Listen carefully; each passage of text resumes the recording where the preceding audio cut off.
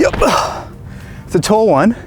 Welcome back to another productreview.com.au in-depth look. My name's Cameron, and behind me we have a 2021 Isuzu D-MAX X-TERRAIN. And we're discovering as to why this is in the top 3 best-selling utes in Australia. So join me and let's have a closer look. Now, as more and more people look for that one car to do everything, that's where something like the Ford F-150, which is the best-selling car in the States as we speak, with one rolling off the production line every minute.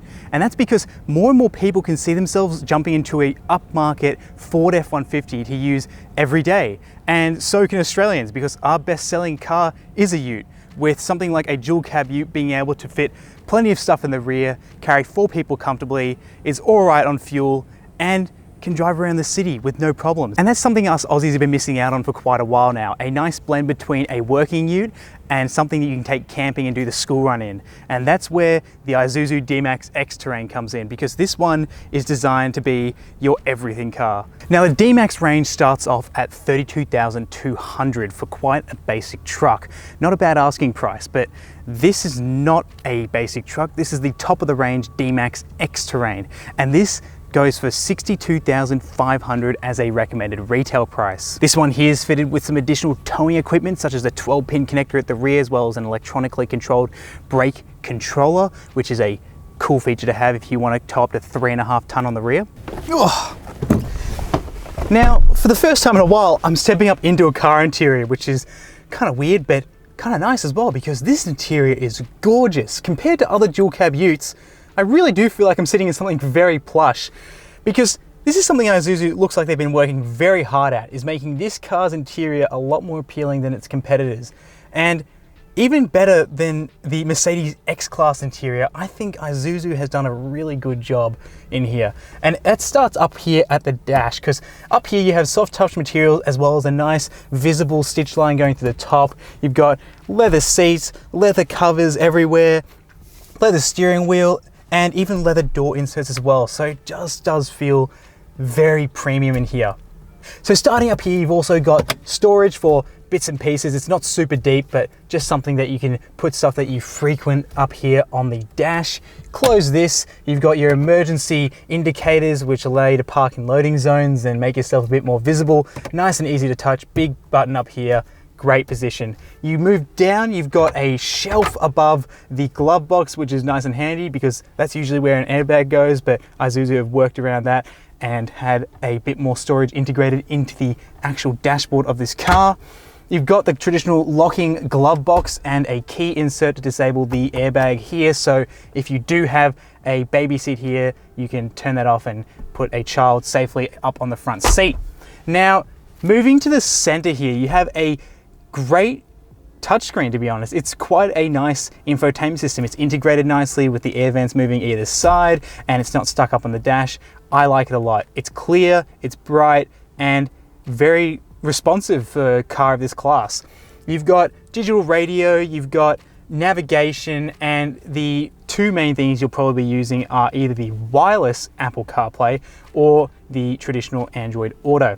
Down on the bottom, you've also got quick cuts to navigation and media controls, as well as you can head home on the screen as well, which is great if you're wearing gloves or have grimy fingers. Moving down, you've also got dual zone climate control as well, which I found very easy to use. Simple, nothing too complicated here. It's great because the actual display as well is very clear while you're driving, so not really fiddling with anything too complex here. My attention is mainly given to the road. Here you have a 12-volt connector just below the dual zone climate control settings, and you've also got a USB and auxiliary plug-in as well, with a rubber cover which stops dirt and other bits and pieces falling into those plugs there. You've also got passenger airbag indicator lights there as well. And then you have the range controls, and that's pretty much allows you to put the car in 2-wheel drive, 4-wheel drive, or go into 4-wheel drive low range mode. You've also got a manual handbrake, which is still nice for some people who like using a manual handbrake, and that's probably a bit more preferenced when you're going off-road. You do have a nice plush armrest here, and you pull that up to reveal some center storage, which isn't that deep. It's a bit shallow here, with it not being able to even fit a water bottle down there. So Isuzu does make up for that shallow space there with other storage here up on the dashboard. And the only gripe I have up here is the use of piano blacks, which I'm not a big fan of, because if you do encounter some more abrasive materials like sand or dirt, it can scratch these plastics here, and that just doesn't look so pretty. Moving on to the gauges in front of you, you do have a little red bar, which is a heads-up display of sorts. It doesn't display vehicle information. All it displays is a flashing light, which tries to get your attention in case you need to encounter some emergency braking or a hazard jumps out in front of you. So great way to grab your attention rather than being down in the instrument cluster as well. But then talking about the instrument cluster, you do have a full color display, which it has digital gauges for fuel and for engine temperature and other bits and pieces like trip information and compasses and information for radar cruise control. You have traditional dials left and right for revs and speed, and then that brings us down to the stalks. The stalks are very easy to operate. You do have automatic high beam, which means that it will dip if someone is coming towards you to avoid dazzling other drivers, which is a nice touch to have, especially if you're driving in the country and use high beam quite frequently, but don't want to dip it every time a car comes the other way. And you've also got automatic wipers as well. You've got some controls here on the steering wheel, which is, like I mentioned, for radar cruise control, some controls to filter through the different bits of information here on the screen. On the left-hand side, you have controls for media and telephone as well. Overall, I love the look of this steering wheel. I love the look of the Isuzu badge slammed here in the middle and the silver accents here as well, and the stitching on the leather feeling steering wheel. So yeah, I love the feel of it. It's a great steering wheel. And to complement that, these seats, love the shoulder bolstering. When you're moving side to side, not a problem because your shoulders stay still, the seats are nicely contoured, and these ones here, 8-way electrically adjustable, except the passenger one is not, unfortunately. Now, as you can see, we have to hop up in here again, but that's no problem because you have a nice big handle up here and a step bar to jump onto as well. So jumping in, this seat's adjusted to how I would be sitting in the driver's seat. I've got enough leg room down here, which means that my feet can move underneath the seat, which is no problem. I've got plenty of headroom for someone of my height. I am 5'11", so this is no problem for me to be sitting in the back here. The roofline is nice and high and it doesn't dip down and take up your space in the rear. But yeah, the back seats are very comfortable. I don't feel too bad back in here, but the gap between my knees and the actual seat does become a little bit apparent, but look, not the end of the world. Now, looking at the seats back here, we have just on the passenger side a 4-kilogram weighted little plastic hook here for shopping, or if you're wearing your business attire, you can hang up your more formal clothes here. But that just folds into the back there. It's not on the driver's seat. You have very nicely sized storage pockets at the rear, which is good for kids to put stuff back, or, you know, blueprints for your next build. You've also got a little slot here to put, I don't know what would really go in there, maybe a phone while it's charging, because you do have one USB back here. You've also got some climate vents back here as well, which is nice to have so you don't feel so claustrophobic. And what we have in here as well are some rubber mats, which is great because any grime or dirt just goes on those. You can hose them off and put them back in. So a nice addition for a dual cab ute.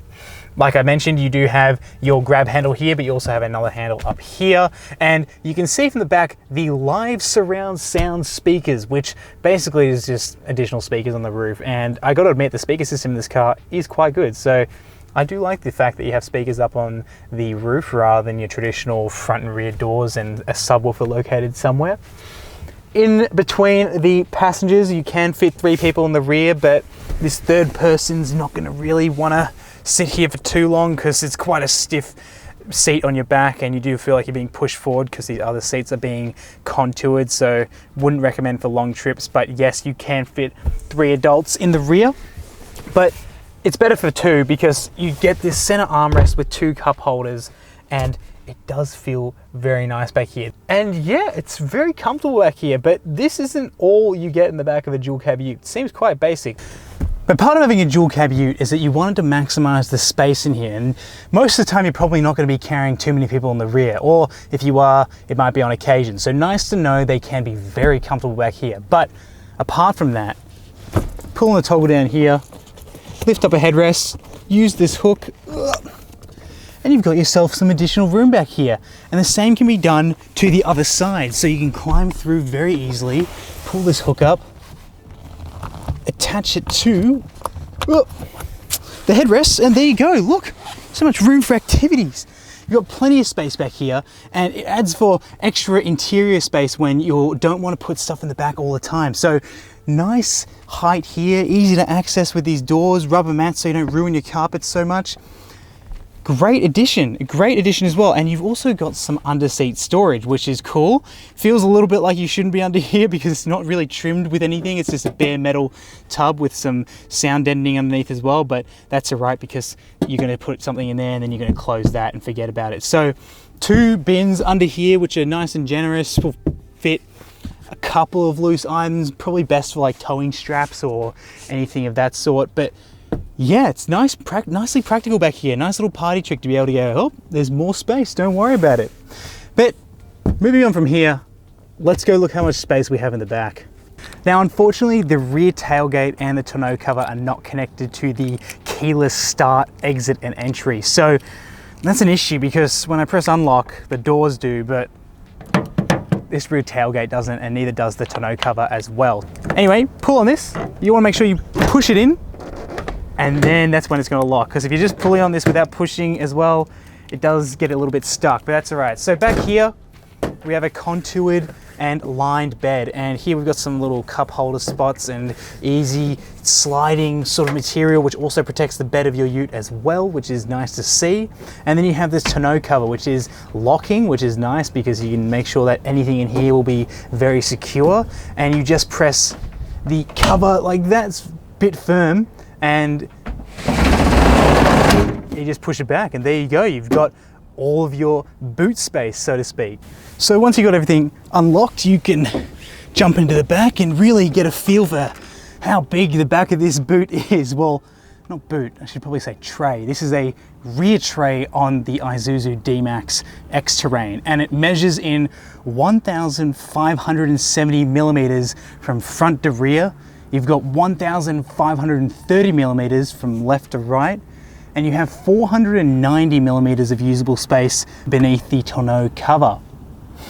You can fit larger items here using some securing hooks here at the rear, which means that if you have something like a fridge or anything taller than this cover, you can carry it, because the back of this truck is weighted to carry up to 970 kilograms of weight here as its payload. So it's quite usable. I like the fact that it does say Isuzu at the back. It does remind you what you're driving every so often. This design is what Isuzu refers to as a blend of signature toughness with a sleek, modern, urban charisma, or something like that. Well, let's just see about that, because the front of this truck does look quite good, and I can sort of get where they mean where the charisma comes from, because I am a big fan of how brutish and aggressive the front of this truck looks. It's got nice bold lettering at the front, black and silver accents everywhere. You've got sort of double fangs here at the front. It's quite American in its design, to be honest, and that's not a bad thing, because a lot of Ford Utes and Mazda drivers as well, and their BT50s, the aftermarket for that sort of redesigned brutish front grille is huge. So to have something like that on the front of a truck from a stock standard D-MAX X-TERRAIN looks quite nice. You've also got bi-LED lights here, which have auto leveling, which means if you have your high beams on, it just dips when another car comes towards you. Like I mentioned on the inside, stops dazzling other drivers. You've got some LED fog lights as well, and well done, Isuzu. There are no fake vents that I can spot up here. So nice touch, no fake vents, awesome. We love it. And down here you have what Isuzu would refer to as a front splitter, but I think we can have an argument about that later. Underneath the car, you have a steel sump and transfer case, which is a great addition to have from factory, which means if you glide against some rocks, you're probably not going to do a whole bunch of damage to your car rather than just hit those bash plates. So awesome, and gives you a bit more confidence heading off road with this thing. And so moving on to the side of the Isuzu D-MAX, you can just see how long this thing is, and that's because it's a dual cab, plus you have your rear tray space. So this is pretty much as big as it gets in the segment.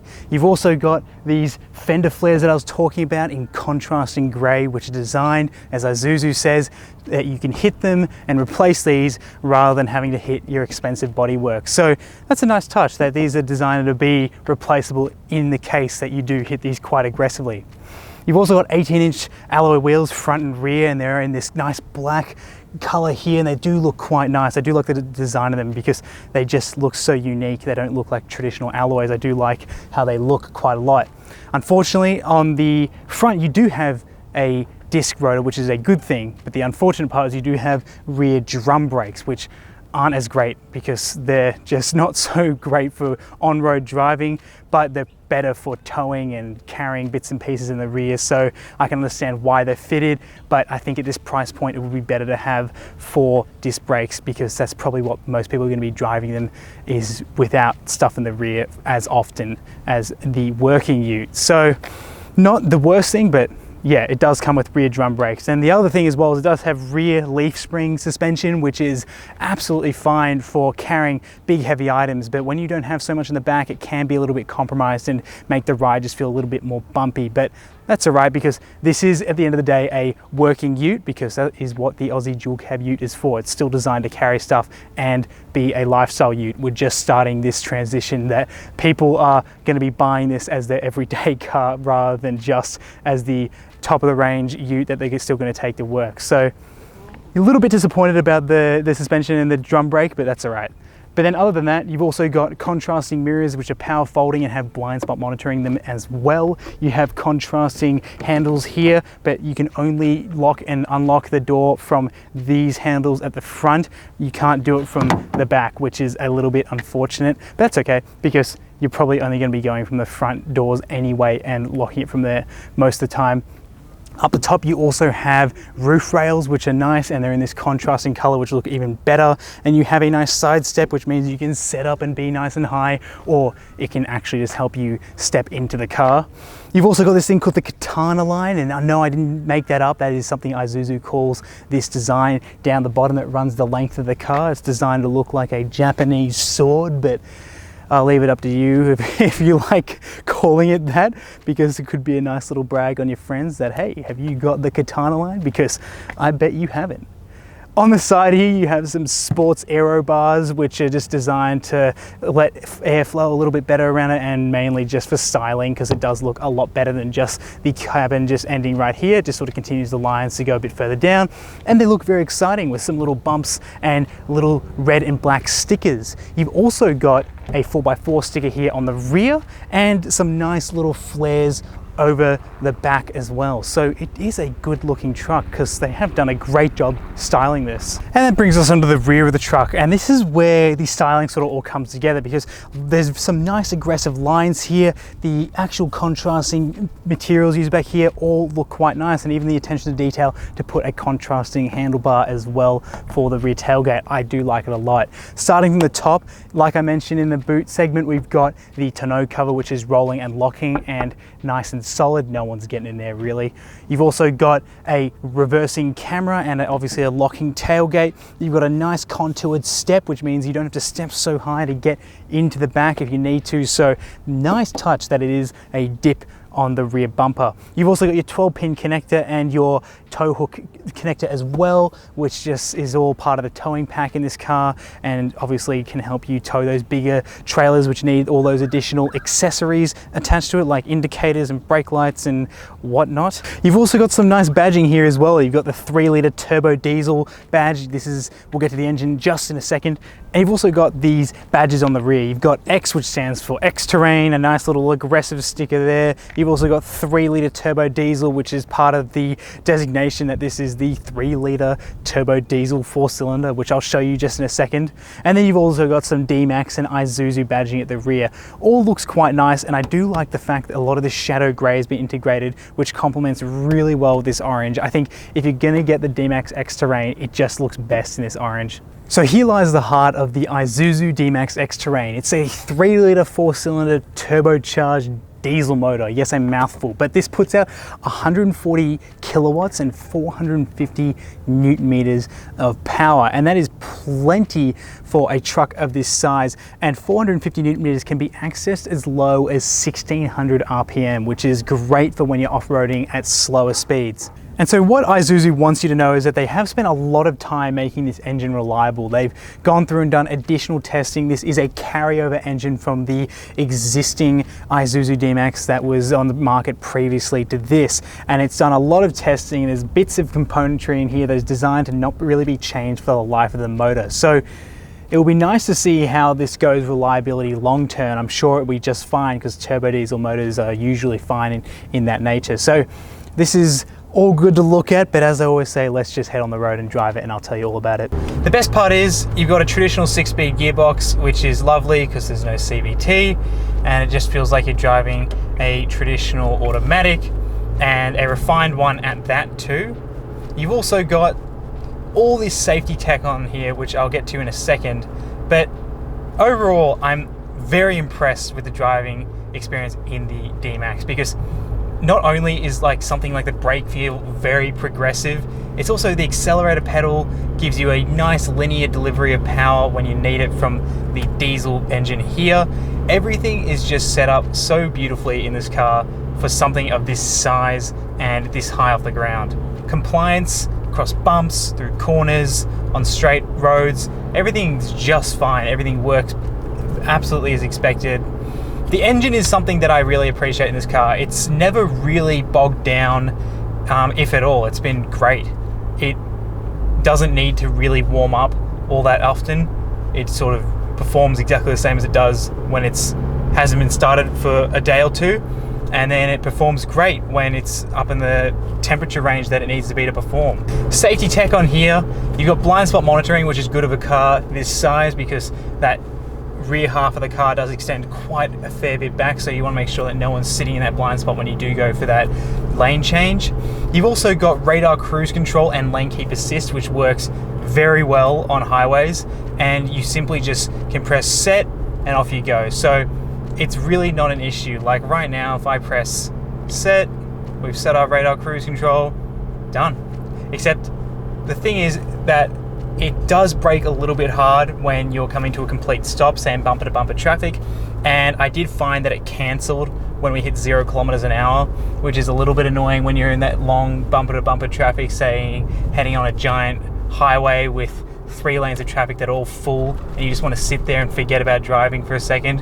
Unfortunately, it does cancel, so you do have to do a bit of manual driving at low speeds, but when you get higher speeds going, it's great. Works really well, and the lane keep assist and warnings are fantastic because as you go through a lane, the car is reading either side, and what tends to happen is the car will steer you towards the center.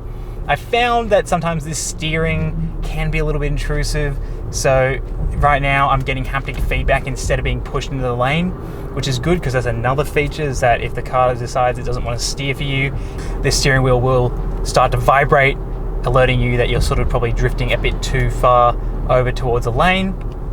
But overall, it's great. It's a great system and a great feature to have on a truck where you just want to forget about accelerating and braking, and if you've got some speed up on the highway, it's just such a treat to be able to just forget about having to modulate your speed as often. You just sort of set your speed and go from there. And now another feature which I found actually very bizarre is this speed limiter. So you have these 2 modes. So you have cruise control and then you have a speed limiter, and so you hit resume on your radar cruise control settings here, and it will limit you to the speed limit that the Isuzu thinks is set for the road. And I say think because unfortunately sometimes it does misread some signs when you're on a highway, so it causes you to panic a little bit thinking that you're speeding through a zone that you're actually adhering to the speed limit to. So for example, it might flash up 60 when you're in an 80 zone because it's reading the exit speed rather than the actual speed that you're meant to be maintaining on the highway. So that can be a little bit stressful. And visibility out of the back's perfect. You've got a really nice size rear vision mirror. I have no issues looking out the back, and I sort of feel like I know exactly what's happening behind me. No mysteries there. Big mirrors, everything's just nicely sized and appropriate for this sort of sized car. So I found the fuel efficiency to be quite decent here. I mean, I've averaged about 10.1 litres modulating between high speed zones. So 10.1 litres is okay. I think it's about claimed 8 litres per 100 Ks, so it's a bit above that, but mind you, I've been in bumper to bumper traffic. Now we're gonna hit the more serious stuff. So I've got my compass on, I've got myself in still 4 high, and we're going for a little trip downhill. So that might require some use of different parts of this car we haven't tested yet on camera, and that includes hill descent control. So right now we're coming down to a pretty steep section here, so I'm going to put on hill descent control, come to a stop, put it on, release the brake. You can hear that. That is the brake just working away. It's sort of just, ignore that noise, it's not broken, don't worry. And we're carefully coming down this hill, and it'll bring us up over the little bump in the hill, and we're going to continue going down. Don't worry, that wasn't me. That was the brake, I swear. But in all seriousness, that's just what the brake sounds like when you go on hill descent control. And it works really nice because you can sort of traverse down a hill, not have to worry about mashing on the brake and throttle. It's going to keep you going at a steady pace down the hill. Now, you can't really adjust the speed. I mean, you can feather the throttle a little bit, but it's best just to keep with what the car is programmed to do. And for added benefit right now, we can put it into 4 low. So to activate 4 low, you have to be in park, and it's going to turn off all the safety features. And this is going to be, oh my gosh, this really does feel like it's making a bit of noise. But we're coming down a steep section here, and we're able to confidently traverse this with no problem. So 4 low is just going to feed the power on with a lot less speed, pretty much. And then we've got hill descent control active, which doesn't really require 4 low just yet. But we've just turned off all the safety features, and pretty much this just allows the car to slip and move in directions to get the most grip, not necessarily slow you down in a safe manner. Now, we've sort of come to a bit of a flat section here, so we can disable hill descent control and just jump into 4 low. Now 4 low will just, it's sort of bizarre because this is when the truck becomes very truck-like. It allows you to slowly approach hills and use more of your power down low to get out of stickier situations. And you can hear the diffs working as well, so that's kind of a cool little trick. But we come to a steep section here, and then coming down, whoa, and then say if we got stuck on this hill like this, stop, 4 low will just allow us to calmly progress out of there without needing to do anything too trick. So it just stops the engine from revving too high too, because the more revs you have, and if that lets go of the wheel, there's no point having that, because you're just going to lose traction, because on a low grip surface like sand or dirt, it's not really going to be effective. And so here we go, going over. The other thing I have noticed is that the bonnet does rise quite high, and obviously that's a normal thing with 4-wheel drives, but I thought one with a bit more tech like this one would have a way to combat that and allow you to look through the bonnet or have active sensors that would, I mean, you do have your parking sensors, but they sort of end up pointing in the air when the front of the car is up high. So just something that I have noticed is that when you're going over a hill, you do lose a lot of vision going down. So if there is a big rock right underneath the crest of the hill, you might be in for a bit of a rude scare. But other than that, that's a pretty rare thing to have a solution to. I believe only one other company on the market has got a solution to that. But here we go. Whoa, whoa, there we go. Little bumps, no problem for the D-MAX. And yeah, just relaxing in 4 low, it's not a problem at all. I just feel like I can just cruise, no issues. And we're coming through this descent into the campgrounds down here. And this is where the road's getting a bit more rough, and we're able to navigate with ease. Felt that little jostle there. That was the 4 low kicking down a gear. And not only is it a blast, it's actually extremely capable off-road. I didn't have a second of a doubt taking it off here, and as well as Isuzu doesn't either, because they definitely market this truck as being able to do these sorts of things instead of just being on the work site and on the road. It's able to go that one step further and actually traverse on difficult sections of off-road tracks like this one. Although I think it would benefit if you could just get a bit more visibility when you're up in the air, but other than that, it's very ideal and very comfortable to be in here. So yeah, this is probably where you're gonna have the most fun with the D-MAX. This is definitely off the road. And so that's the 2021 Isuzu D-MAX X-TERRAIN. And I really think this is a truck that is for people who definitely did not consider getting a dual cab ute in the first place, because that's someone like me. I'm not one to really go out and look at dual cab utes and get super excited about them, because usually they're more utilitarian than they are more of a lifestyle thing. And that's where it all changed with this. The exterior design is what got me first. This color, the contrasting fender flares and other bumper parts, as well as the roof rails and everything like that, just made the car look that much more exciting. Then it was stepping inside, and stepping inside this thing was just like stepping into your lounge room. It was super comfortable. Everything was where I needed it to be and very predictable on the inside with plenty of storage space. Great interior and possibly one of the best in class. Then you've got the driving experience. So this engine is just as a normal turbocharged sort of dual cab engine. It's pretty expected with some turbo lag and whatnot, but then in terms of around town driving and highway driving, it's great. It's a normal engine. You get used to that diesel driving experience. It's a great marriage of a truck like this with the power that this diesel provides. And then it's the off-road driving where all this shines, because you feel so comfortable inside, where this, you feel confident that you could just turn left off any road and conquer those trails. So it's a great car, and I'm a big fan of how it looks and how it drives. Now, if you have a truck like this, or have your thoughts on your own dual cab ute, go ahead and leave a review on productreview.com.au in our cars section, because that's definitely something I'll be reading for my next review. If you have your thoughts on, say, your Hilux or your Ford Ranger, would love to hear them. So go leave a review on your own car if you have one, because that would be great to see.